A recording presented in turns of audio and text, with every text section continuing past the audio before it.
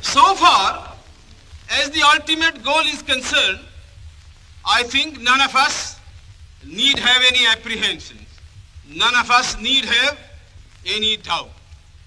But my fear, which I must express clearly, is this. Our difficulty, as I said, is not about the ultimate future. Our difficulty is how to make the heterogeneous mass that we have today take a decision in common and march in a cooperative way on that road which is bound to lead us to unity. Our difficulty is not with regard to the ultimate. Our difficulty is with regard to the beginning. Mr. Chairman, therefore, I should have thought that in order to make a start, in order to induce every party, every section in this country, it would be the act of greatest statesmanship for the majority party even to make a concession to the prejudices of people who are not prepared to march together. And it is for that I propose to make this appeal. Let us leave aside slogans. Let us leave aside words which frighten people. Let us even make concession to the prejudices of our opponents. Bring them in so that they may willingly join with us on marching upon that road, which, as I said, if we walk long enough, must necessarily lead us to unity. And if I therefore, from this place, support Dr. Jaikar's amendment,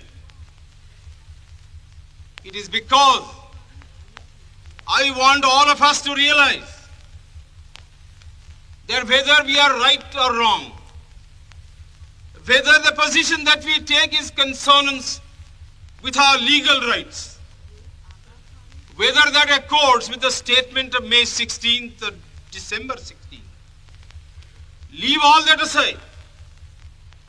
This is too big a question to be reduced to the position of mere legality. It is not a legal question. I say leave aside all these considerations and make some attempt whereby those who are not prepared to come will come. Let us make it possible for them to come. That is my appeal. In the course of the debate that took place, there were two questions which were raised and which struck me so well that I took the trouble of taking them down on a note paper. The one question was, it was asked, I think, by my friend, the Prime Minister of Bihar, who spoke yesterday in this assembly.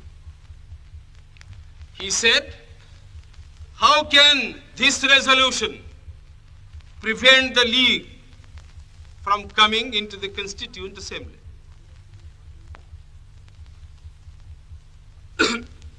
Today, my friend Dr. Shyam Prasad Mukherjee asked another question.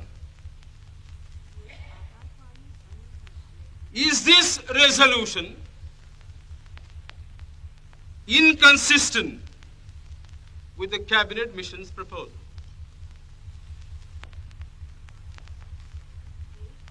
Now, sir, I think they were very important questions.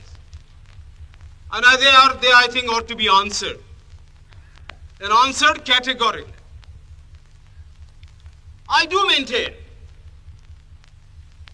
that this resolution, whether it is intended to bring about the result or not, whether it is the result of cold calculation or whether it is a mere matter of accident, is bound to have the result of keeping the Muslim League out. And I'll substantiate what I said. Sir, I invite your attention to paragraph 3 in the resolution, which I think is very significant and very important. Paragraph 3 envisages the future constitution of India.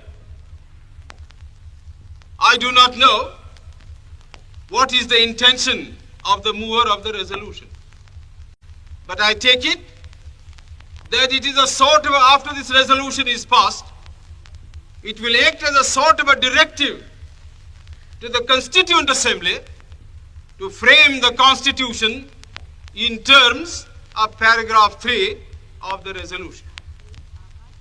What does paragraph 3 speak of?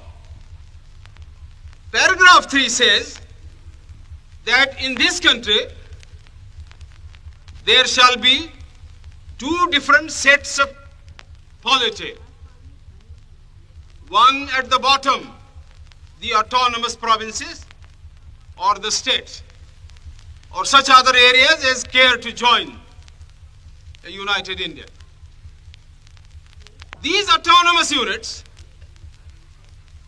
will have full powers. They will have also residuary powers. At the top and over the provincial units, there will be a union government having certain subjects for legislation, for execution, and for administration. Sir, as I read this part of the resolution, I do not find any reference to the idea of grouping an intermediary structure between the union on the one hand and the provinces on the other.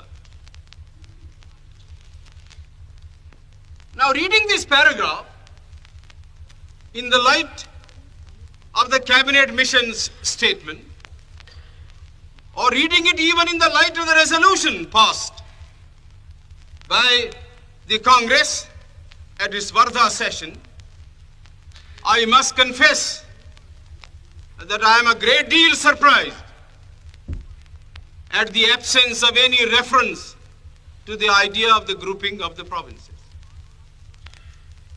So far as I am personally concerned, I do not like the idea of grouping.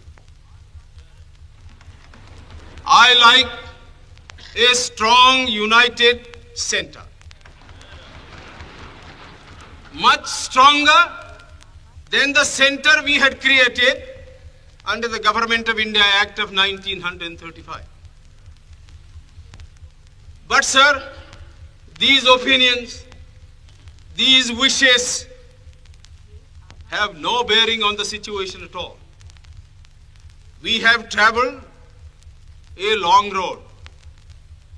The Congress party, for the reasons best known to itself, consented, if I may use the expression, to the dismantling of a strong center which had grown into this country as a result of 150 years of administration, and which I must say was to me a matter of great admiration and respect.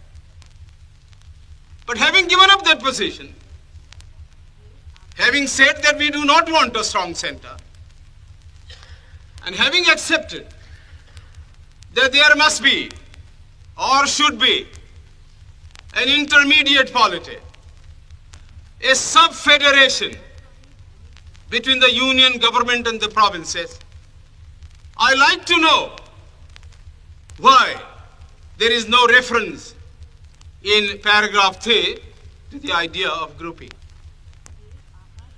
I quite understand that the Congress party, the Muslim League, and His Majesty's government is not ad idem on the interpretation of that particular idea about grouping.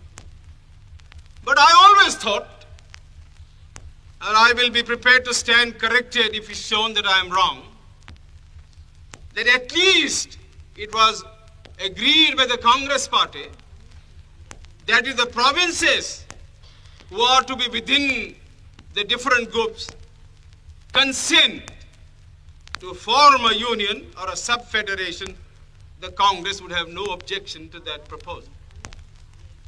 I believe I am correct in interpreting the mind of the Congress party.